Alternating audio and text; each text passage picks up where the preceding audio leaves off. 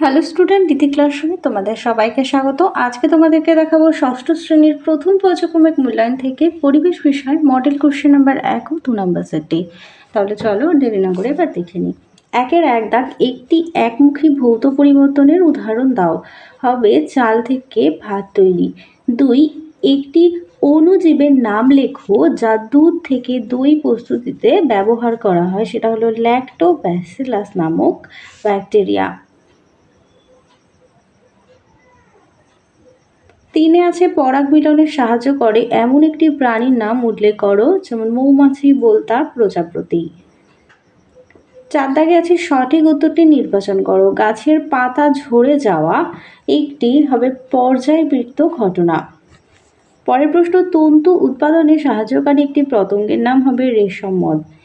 পরের প্রশ্ন, সত্য অথবা মিথ্যা লেখো। গাঢ় সালফিউরিক অ্যাসিডের জল যোগ করে তাপ উৎপন্ন হয়, এটি একটি রাসায়নিক পরিবর্তন, তো ভুল হবে, মিথ্যা। শূন্যস্থান পূরণ করো।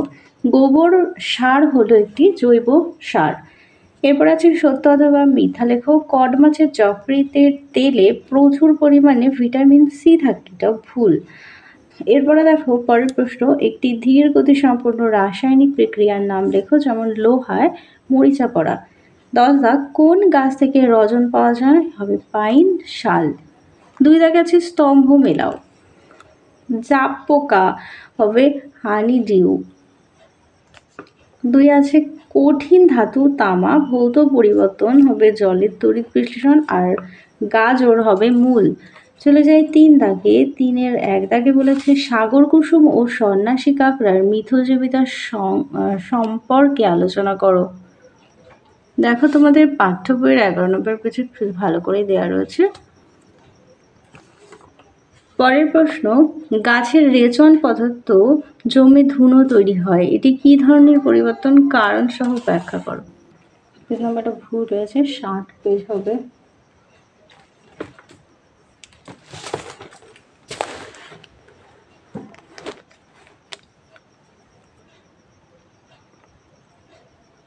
বাবলা শিরীষ ইত্যাদি গাছ আঠা নিঃসরণ করে রেশম পদার্থ ত্যাগ করে। বাতাসের অক্সিজেনের সংস্পর্শে গাছের আঠার রাসায়নিক ও ভৌত পরিবর্তন ঘটে ধুনো ইত্যাদি তৈরি হয়। পরের প্রশ্ন, অক্সিজেনের দুটি ধর্ম লেখো।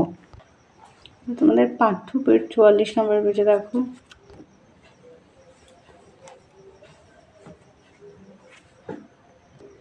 পরের প্রশ্ন, যৌগিক ও মিশ্র পদার্থ।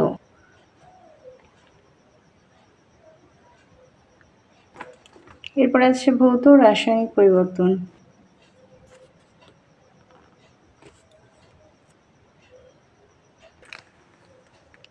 পাঁচের 1, নিকেলের গুঁড়ো বালি এবং লবণের মিশ্রণকে কিভাবে পৃথক করবে? দেখ নাও। পরের প্রশ্ন, যোজ্যতা কাকে বলে? কোন মৌলের পরমাণুর অপর কোন মৌলের পরমাণুর সঙ্গে যুক্ত হয়ে যৌগ গঠন করার ক্ষমতাকে যোজ্যতা বলে, যেমন অক্সিজেনের যোজ্যতা 2। এরপরে দেখো আছে হাইড্রোজেন সালফাইড যৌগে সালফারের যোজ্যতা কত? হবে 2। পরের প্রশ্ন, জৈব পদ্ধতিতে কৃষি জমিতে কি কি উপায়ে পতঙ্গ দমন করা হয়, সেগুলোর বিষয়ে আলোচনা করো। দেখো, জৈব কীটনাশক। বর্তমানে বিজ্ঞানসম্মত উপায়ে কোনো রাসায়নিক কীটনাশক পদার্থ ব্যবহার না করে যে সমস্ত খাদক জীব বা উপকারী ব্যাকটেরিয়া কৃষি জমিতে প্রয়োগ করে কীট পতঙ্গকে দমন করা হয়, তাদের জৈব কীটনাশক বলা হয়। যেমন দেখো, শিকারী প্রাণী ব্যবহারের দ্বারা, এছাড়া নিচে আছে পরজীবী ব্যবহার দ্বারা। পরের প্রশ্ন, পাউরুটি কিভাবে তৈরি হয়? আটা বা ময়দার মিশ্রণে ইস্ট মেশালের প্রভাব সন্ধান প্রক্রিয়ায় ইস্ট আটা এবং ময়দার শ্বেতসারকে ভেঙে অ্যালকোহল ও কার্বন ডাই অক্সাইড উৎপন্ন করে, ফলে আটা এবং ময়দার মিশ্রণ ফুলে ফেপে ওঠে। তাপের প্রভাবে কার্বন ডাই অক্সাইড মিশ্রণ থেকে বেরিয়ে যায় এবং পাউরুটি, কেক প্রভৃতি তৈরি হয়, যা নরম এবং স্পঞ্জি হয়। এবার দেখে নাও 2 নম্বর মডেল সেটটি। প্রথম প্রশ্ন, যে সকল প্রাণী লতা পাতা ঘাস খেয়ে ফল খেয়ে বেঁচে থাকে তারা হলো তৃণভোজী। পরের প্রশ্ন, প্রদত্ত কোন ঘটনাটি অনভিপ্রেত ঘটনা হবে ভূমিকম্প? 3 দাগ, প্রদত্ত কোনটি একটি যৌগিক পদার্থ? 5টি চুন।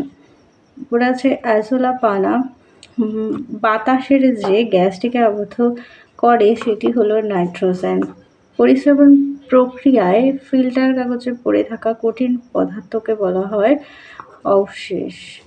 পরের প্রশ্ন, সাদা ফসফরাসের একটি অণুতে উপস্থিত পরমাণুর সংখ্যা হবে 4। এরপরে দেখো শূন্যস্থান পূরণ। 1 দাগে আছে কার্বারিল ব্যবহার হয় কীটনাশক রূপে। 2 দুধকে দইয়ে পরিণত করতে ল্যাক্টোব্যাসিলাস ব্যাকটেরিয়া সাহায্য করে। 3 কুইনাইন হলো শৃঙ্খলা গাছের বজ্র পদার্থ। আর গাছের তৈরি খাবারে সৌরশক্তি রাসায়নিক শক্তিতে পরিণত হয়ে খাদ্যে আবদ্ধ থাকে। 5 লোহার সঙ্গে ক্রোমিয়াম মিশিয়ে স্টেনলেস স্টিল তৈরি হয়। আর 6 আছে পানীয় জলে হ্যালোজেন ট্যাবলেট মিশিয়ে কিছুক্ষণ রাখা হয় জীবাণুমুক্ত করার জন্য। এরপরে দেখো বাম স্তম্ভের সঙ্গে ডান স্তম্ভ মেলাও। চাল ফুটিয়ে ভাত তৈরি হবে রাসায়নিক পরিবর্তন। কয়লা সৃষ্টি হবে মন্থর ঘটনা। আর লিপিয়র হবে পর্যায়বৃত্ত ঘটনা। রজন হবে পালি। স্বর্ণলতা হবে পরজীবী। আর আর্জেন্টাম হবে সিলভার। পরের প্রশ্ন 4-1, উদ্ভিদরা প্রাণীদের ওপর কিভাবে নির্ভরশীল? 2টি উদাহরণ দ্বারা বুঝিয়ে দাও।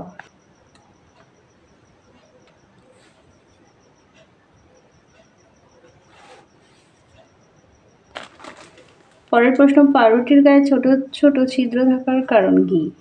দেখো এটা তোমাদের পাঠ্য বইয়ে খুব ভালো করে দেওয়া রয়েছে।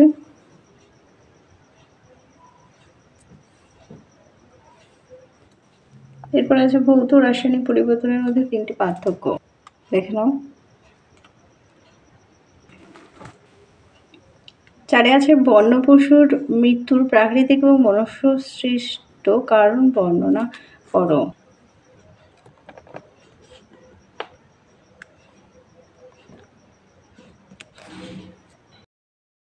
পরের প্রশ্ন, জলকে যৌগ বলে কেন? তার সপক্ষে যুক্তি দাও।